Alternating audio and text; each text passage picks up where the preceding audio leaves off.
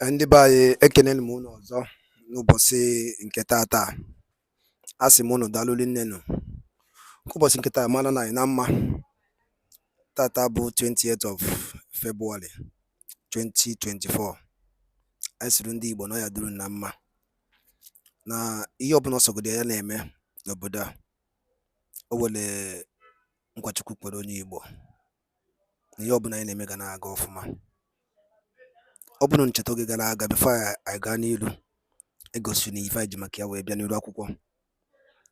Enyela anyị 20 pounds, it's like $20, it's like 20 naira. Equivalent ego enyela anyị bụ na 20 pounds ka ọ dị, mana ị na-anya, ọ Chukwu na-eme ife niile, ọ Chukwu na-eme eze. Chukwu amakwa ka ire ndị Igbo ya dịka echi na echi ada agwụ agwụ. Daalụ rinne na ụmụnne m, ọ bịala n'unu mmiri na Chukwu oke abịa mana ya. Mana ya zi ka agwa unu bụ, achọọ m ka onye ọbụla pụta protest. Ọ na-apụta na protest na Chukwu ga-anọrọ anyị ọgwụ. Ka ndị asị na ya mbụli ya imewuru, ka a mata na ọ bụrụ na anyị wabịa eji obodo a, na owe ndị ji ya. Na obumnobi onye Igbo ọbụla bụ ka obodo dị mma. Mana ka anyị kwụsị na ya ebe a, na oge ọzọ ka anyị kọntinu kwa. Gee ya bụ ife anyị ji maka ya wee bịa n'iru akwụkwọ gbasịta maka ihe na-eme n'obodo a. Anyị etinyelu na unu ga-esi ya na drop or comment unu if unu chere n'iru akwụkwọ. All right, over to you, sir. We continue to look at the economic realities on the ground and the situation Nigerians are having to contend with at this time. Increasing cost of living, economic hardship has continued to define the first year of Asiwaju Bola Ahmed Tinubu, the president's administration. Nigerians are continuing to bemoan, in fact, daily, the precarious economic situation and the conditions they find themselves in. Asiwaju have come out in recent time to say that the radical economic reforms might plunge the majority of Nigerians into hardship, but it was necessary for the economic prosperity that will follow. I know you do not react to comments and statements, but in your opinion, do you think President Bola Tinubu can find a solution before it's too late?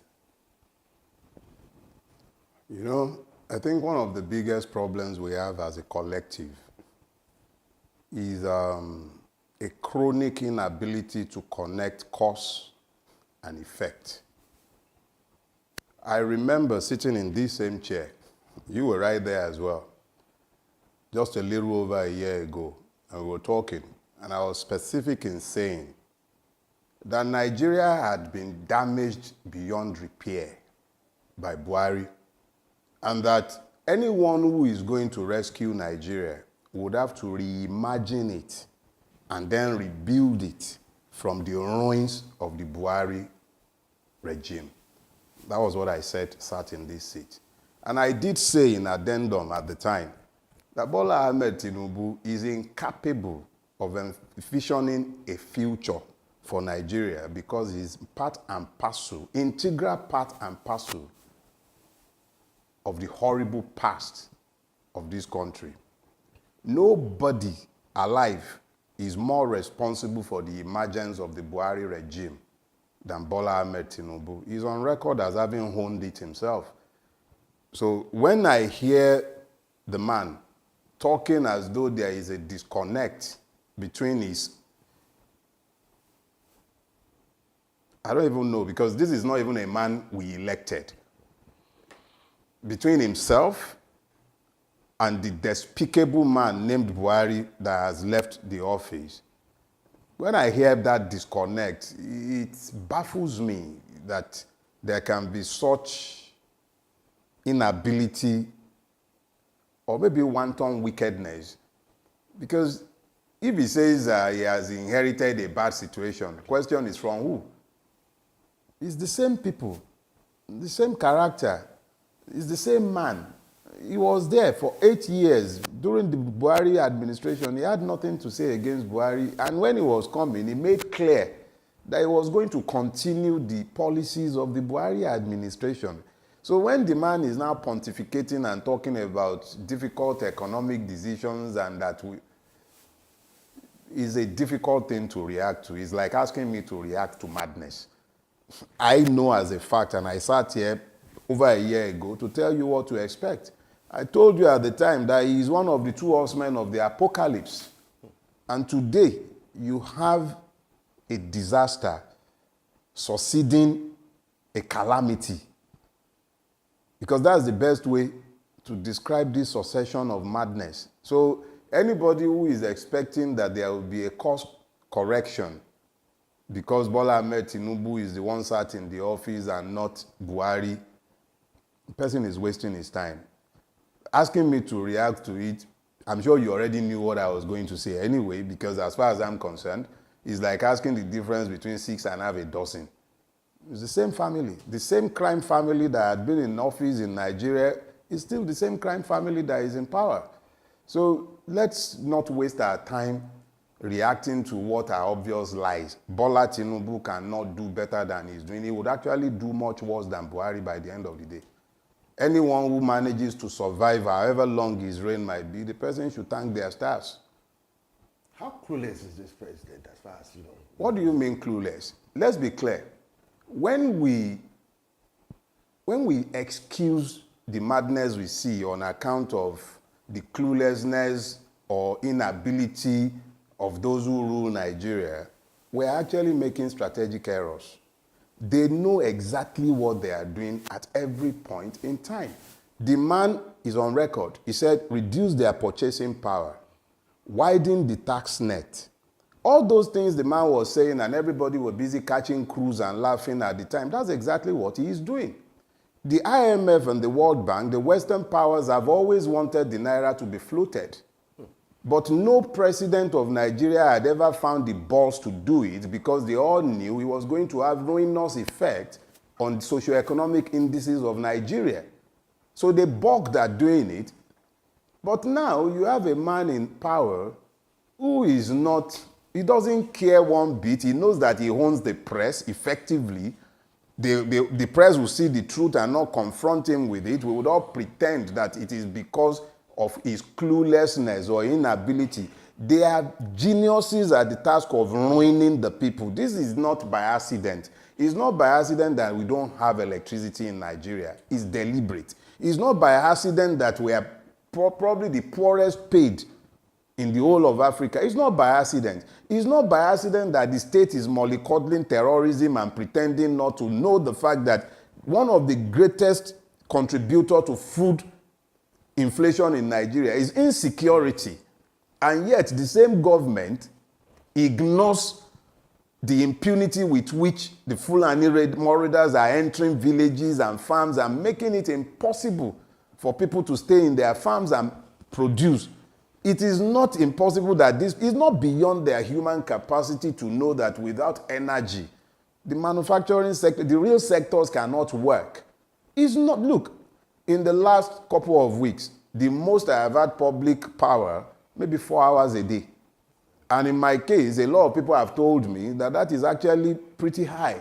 Some people haven't had light for days. So if you are a carpenter, if you are a tailor, a barber, whatever you're doing at some productive level, you're already hampered.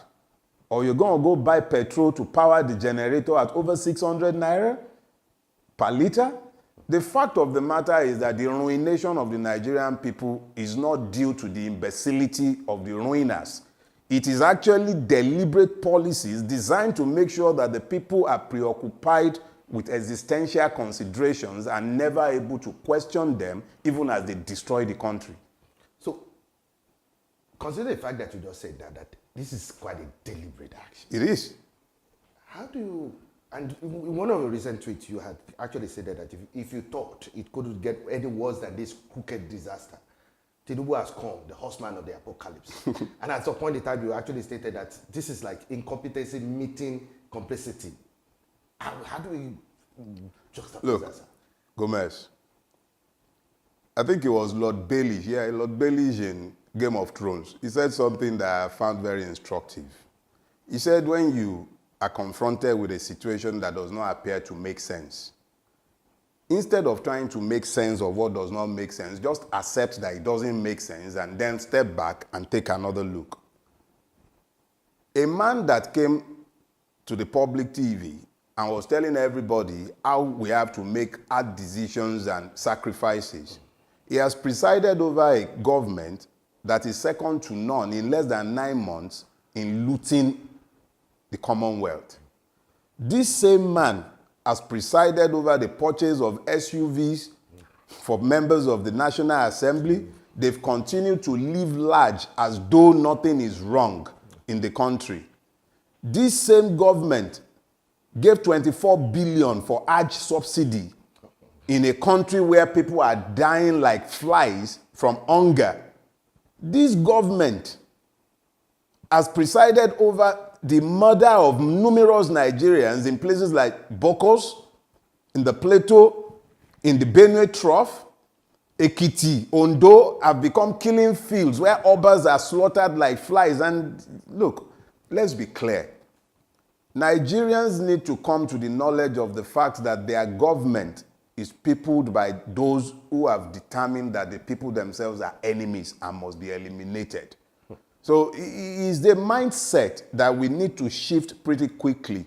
Looking to this government or the ruiners of Nigeria for the solution to the problems of Nigeria is a waste of time.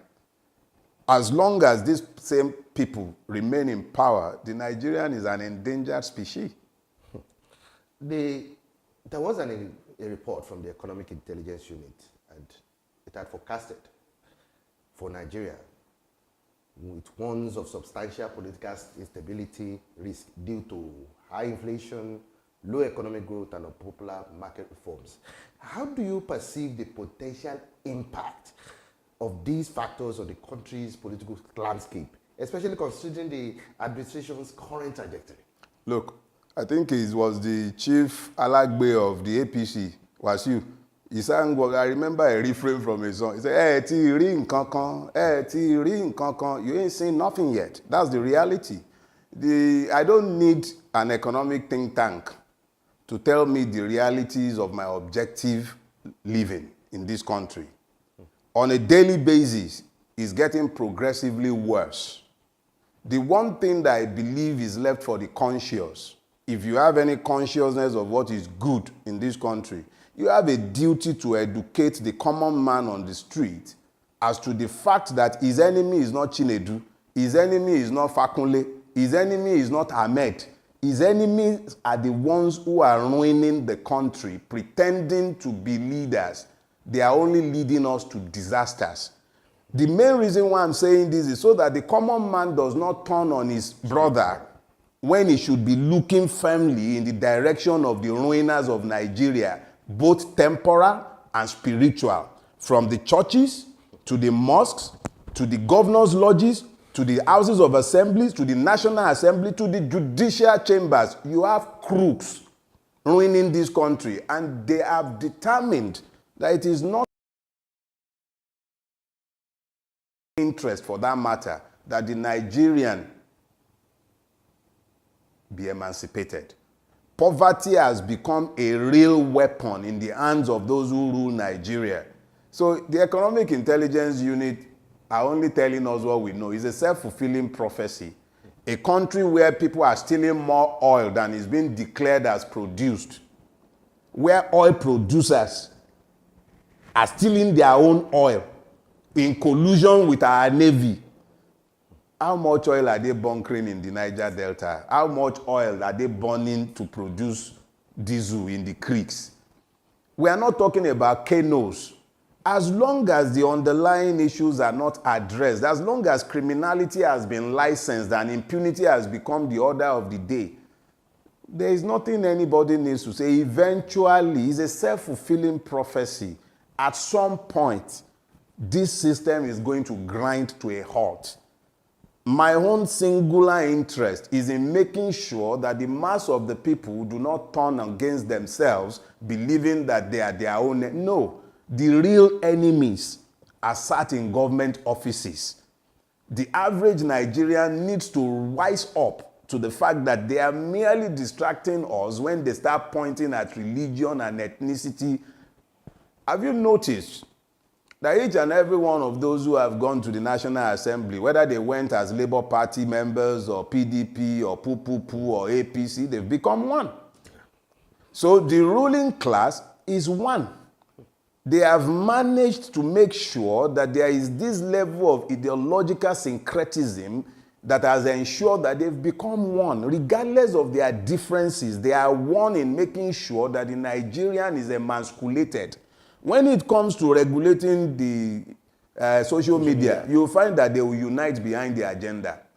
Everything that is anti-people, they always unite against it because they have common interest.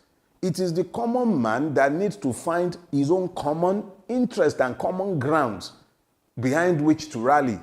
Our reality is that we have been effectively enslaved by a ruining class that has no sympathy or empathy for the Nigerian. They are not touched by our afflictions.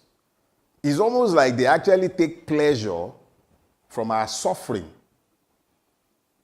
Think about it. How do you explain that Hajj, that should be your private obligation as a Muslim, has become a burden on the public purse, and you can pay subsidy on Hajj for a select few, but education is no longer available to the poor?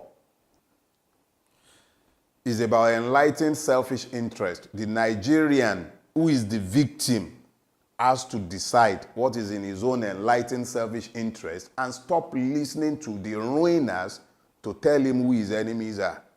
Now, Mr. Farotimi, we've seen pockets of protests in certain sections of the country, like in the north, and just recently in Otta, there was this protest also against hunger, against the economic situations. Now, are we foreseeing a further, enlargement, right? Because considering the fact that you're talking about educating the people themselves, and Nigerians themselves are bemoaning their situation at this point in time, and you're painting a gloomy picture that things are even going to get worse. At what point will it get to before Nigerians themselves actually stand up and not confront themselves with it? I repeat that thing again. You ain't seen nothing yet. Nothing. There is no bottom for the naira. It keeps crashing every day, even for products that are made in Nigeria.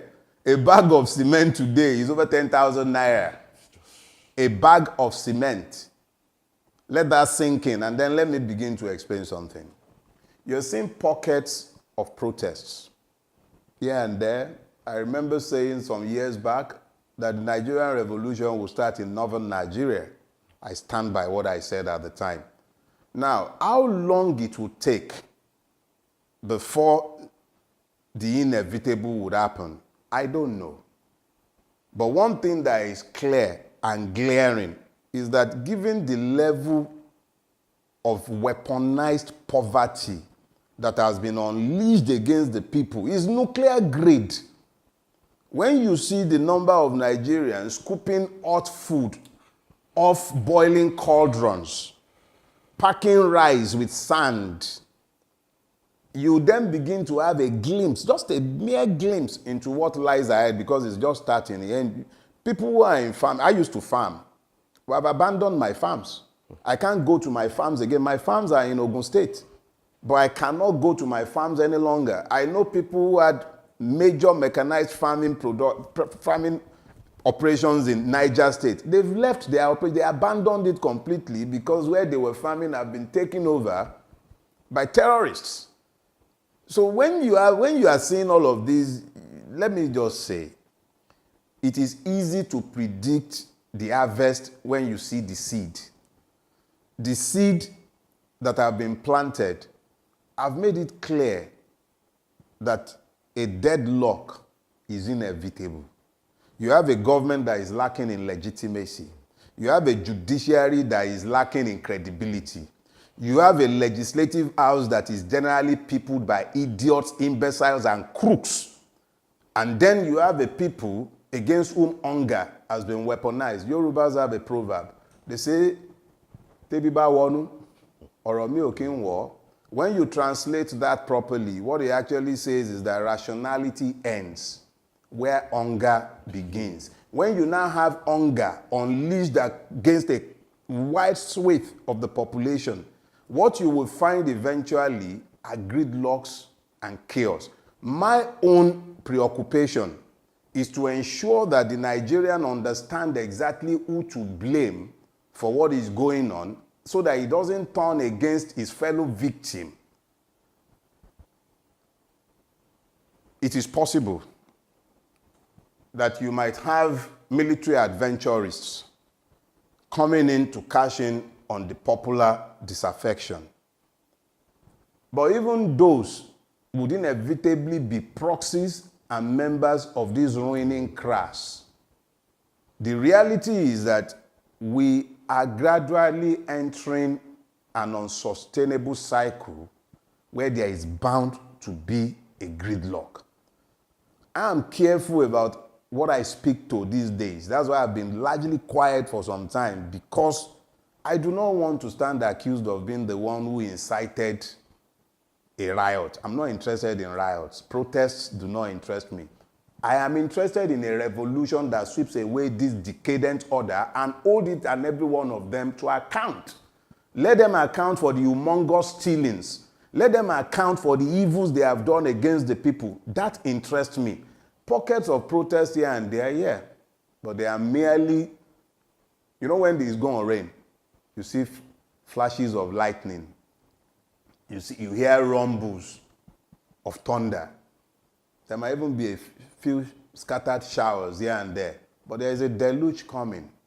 What will catalyze it? I have no idea.